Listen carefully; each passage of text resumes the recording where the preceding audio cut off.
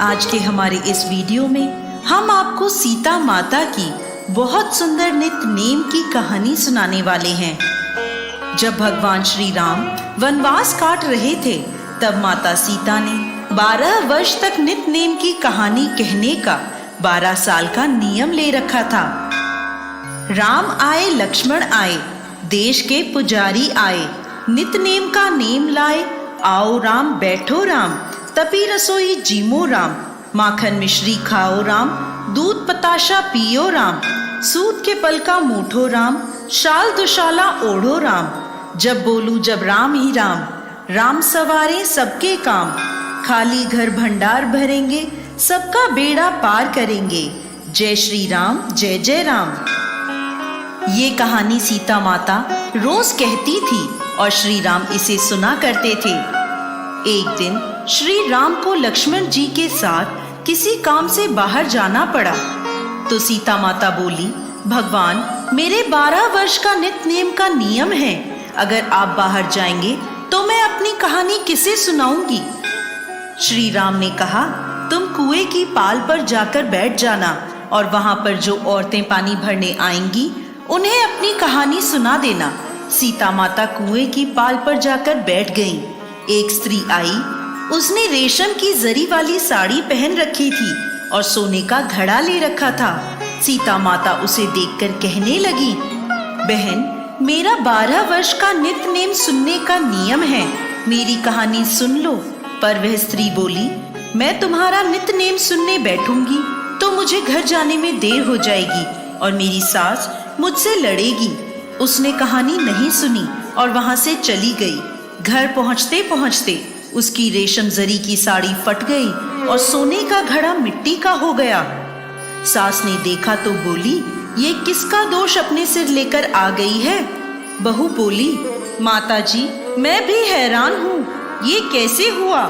मैं तो कुएं से पानी भरकर आ रही हूँ, पर कुएं पर एक औरत बैठी थी और उसने मुझसे अपनी कहानी सुनने को कहा, पर मैंने मना कर दिया। शायद ये उसी का फल है। सास तुरंत वही साड़ी पहनकर कुएं की पाल पर गई।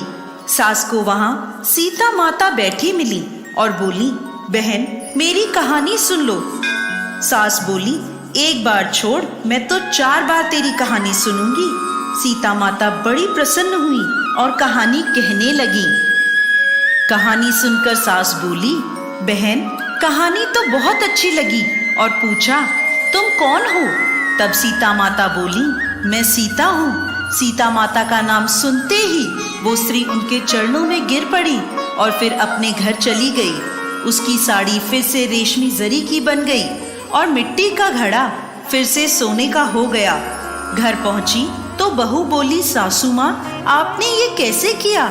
सास बोली, बहू तू तो दोष लगाकर आई थी, मैं तेरा दोष उतार कर आ रही हूँ। वो स्त्री जो तुझे मिली थी वो सीता माता थी, पुराने से नया कर देती हैं, खाली घर में भंडार भर देती हैं, सभी इच्छाएं पूरी करती हैं। बहू बोली, ऐसी कहानी मुझे भी सुनाओ। सास ने वही कहानी बहू को भी सुना दी। कहानी सुनकर बहू बोली, माताजी कहानी तो बहुत अच्छी है, इसे हम रोज कहा करेंगे। अब सास बहू रोज सवेरे उठकर कहानी कहने लगी। एक दिन उनके घर पड़ोस की एक औरत आई और बोली, बहन जरा सी आँच तो दे दो। सास बोली, आँच तो हमने अभी नहीं जलाई है। पड़ोसन बोली, तुम तो सुबह 5 बजे से उठी हो, फिर क्या कर रही थी। तो सास बोली, सुबह उठकर हम सीता माता की नित्य नेम की कहानी कहते हैं। पड़ोसन बोली, ये कहानी मुझे भी सुना दो। कहानी सुनकर पड़ोसन बोली, अब ये सीता माता की नित्य नेम की कहानी मैं भी रोज सुनूंगी। कहानी कहने से सीता माता ने पड़ोसन के भंडार भी भर दिए। हे सीता माता, जैसे उनके भंडार भरे, इस कहानी को कहते, सुनते और हुंकार भरते, सभी के भंडार भरना। जय माँ सीता।